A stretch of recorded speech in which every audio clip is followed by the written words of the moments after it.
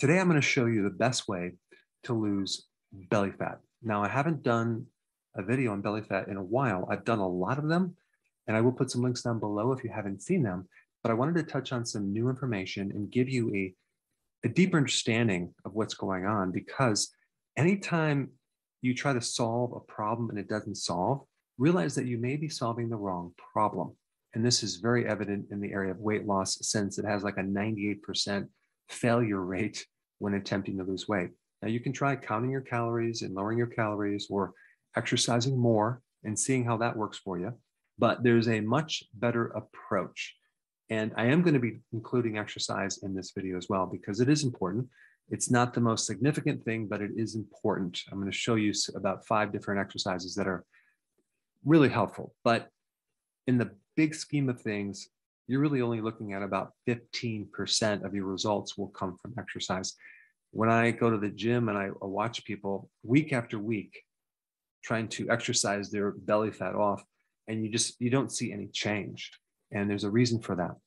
To understand that reason, I'm going to do a little tiny deep dive into both Metformin, which is a medication they use for diabetes, and tell you why it also works for weight loss. Now, I'm not recommending it, but it's important to understand why it works, okay? And I will cover that in a second. And then also the other procedure called gastric bypass, which also helps you lose weight, but not from the reason you might think, not from just reducing calories. It works for another reason. So understanding both of these things in relationship to weight loss, it will validate what I've been saying for a very long time.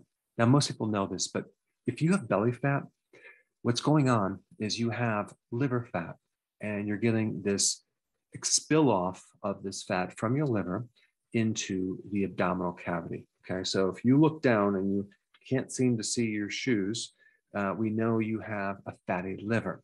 So it's very important to target the real problem of fatty liver, as well as what causes a fatty liver. And most people would agree that that would be too much insulin. Okay, so it's the excess amount of insulin. If you have too much insulin, the body stores fat in the liver, and then it spills off into the abdominal area. That's called visceral fat.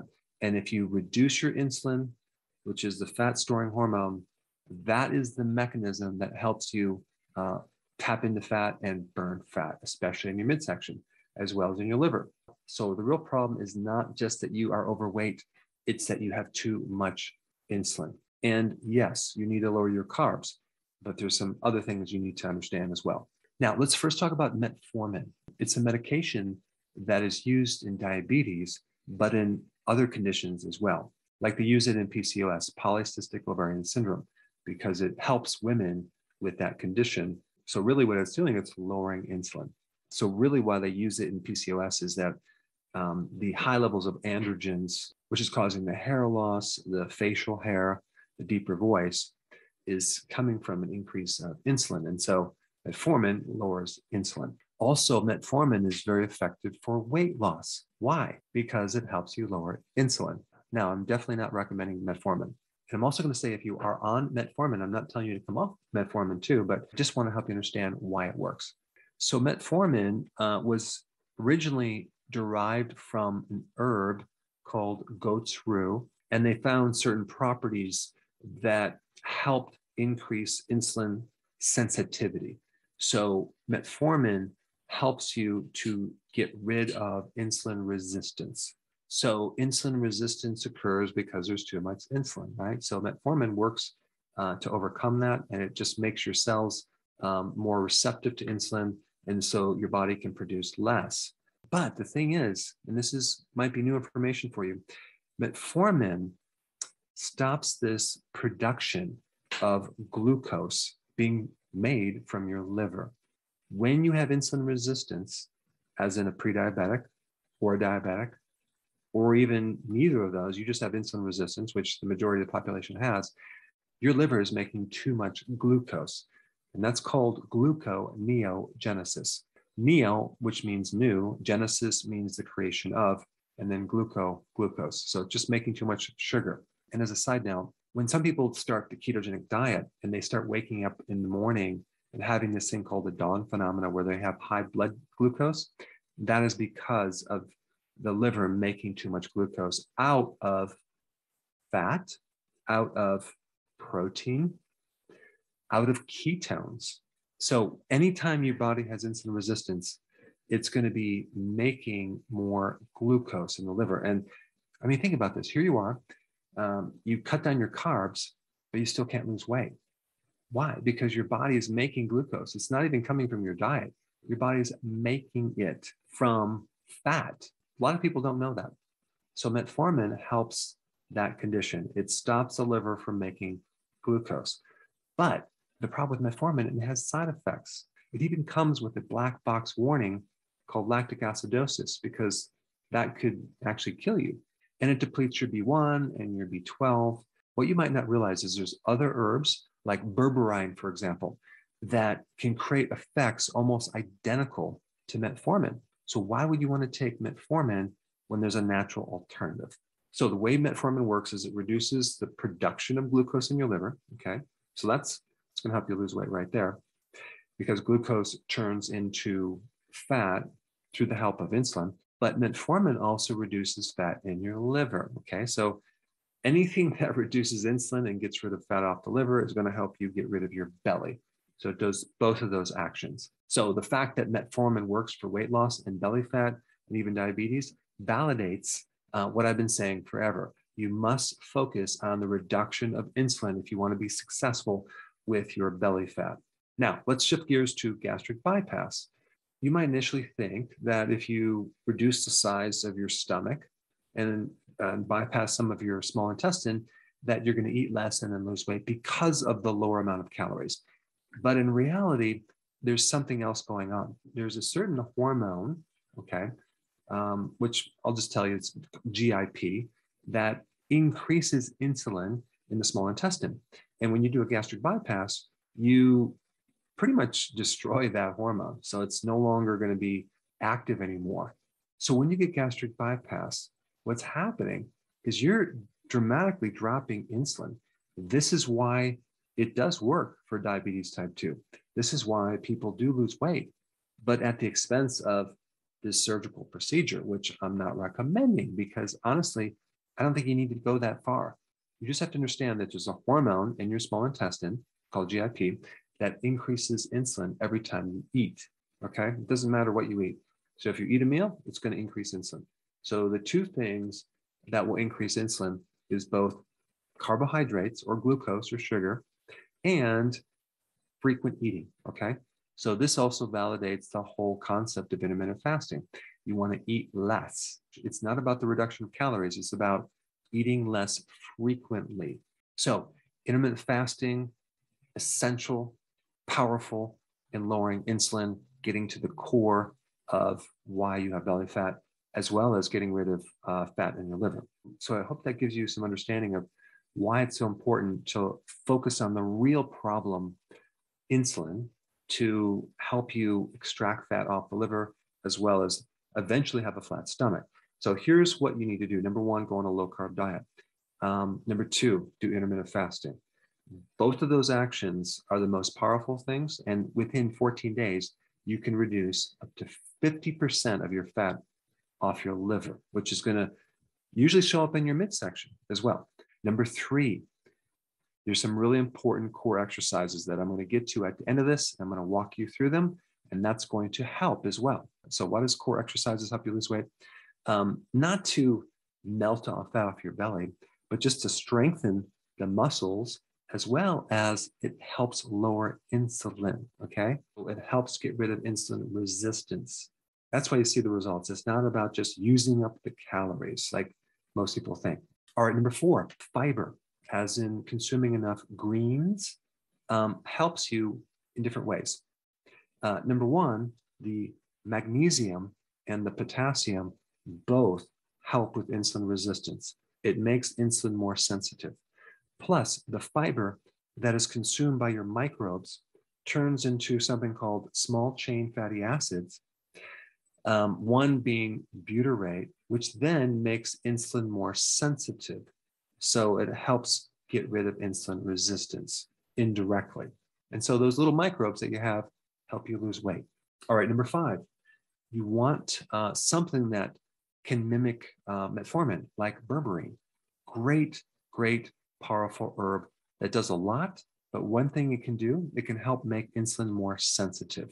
Next one is apple cider vinegar. You take a tablespoon in your water and you do like 2 or 3 of these drinks a day. You can put lemon as well, that will help. But apple cider vinegar makes insulin more sensitive, thereby reducing the amount of insulin. All right, number 7, you must lower your stress level. Stress activates cortisol. Cortisol makes you live on sugar. That increases insulin. So stress is very similar to eating candy as far as what it does to glucose and insulin. I have a ton of videos on this, but you really need to go through life with a very relaxed state of mind, a relaxed attitude. You don't want to be so serious. And there's just a ton of information that I've shared on that topic. All right, number 8, your sleep. You're not going to be able to lose your belly if you cannot sleep, and you need a high quality sleep, at least 7, maybe 8 hours. And if you have trouble with that, put some links down below. Now we're going to go right into these exercises. All right, in this first exercise, which is really good for beginners, you're going to be doing toe touches, but not standing. You're going to be sitting down with your feet going up, and you're going to touch your toes. So this is what you do. Lie on your back with your feet raised up and your legs about 90 degrees, okay? Now, this might not necessarily be for beginners, but for most people, it should be doable. So in this exercise, you're going to engage your lower abdominals as you lift your upper body off the mat. Reach your hands toward your toes, pausing for 1 to 2 seconds at the top, then slowly lower back down. I would recommend doing 1 to 3 sets of about 12 to 18 repetitions every other day. This is a great exercise for your core. All right, the next exercise is called bicycle crunches. Now for this exercise, make sure you rotate your core to avoid pulling your hips or straining your neck. Then you're going to stabilize your lower back to the floor and then draw your shoulders away from your ears. So this is how to do it. Just lie on your back with your knees and your heels flat on the floor. Interlace your fingers at the base of your skull. Then you're going to come into a starting position by engaging your core, lifting your upper body from the floor and raising your knees so they're directly above your hips. Now, on the exhale, twist your torso as you bring your right elbow and your left knee towards each other. At the same time, straighten and extend your right leg. Hold this position for a 1 to 2 count before inhaling to the starting position. Then do the opposite side. This is 1 repetition. So you're going to do 2 to 3 sets of 8 to 18 repetitions, depending on where your fitness level is. All right, number 3, burpees. These are pretty tough. Now, these burpees are a very explosive exercise that will really activate your abdominal muscles. So the first thing is to stand with your feet shoulder width apart. Squat down and place your palms in front of you on the floor directly under your shoulders. Now jump your legs back to come into a push-up position. Do 1 push-up and then jump your feet back to the starting position. Raise your arms overhead as you explosively jump. Upon landing, lower back down to the squat position. You want to do between 6 to 10 sets of 12 to 25 repetitions. Now, realize you got to work up to this because it's going to take some time to get used to this exercise. It's pretty intense. All right, number 4, the boat pose. This exercise will really build your abs and spinal muscles. All right, this is how you're going to do it.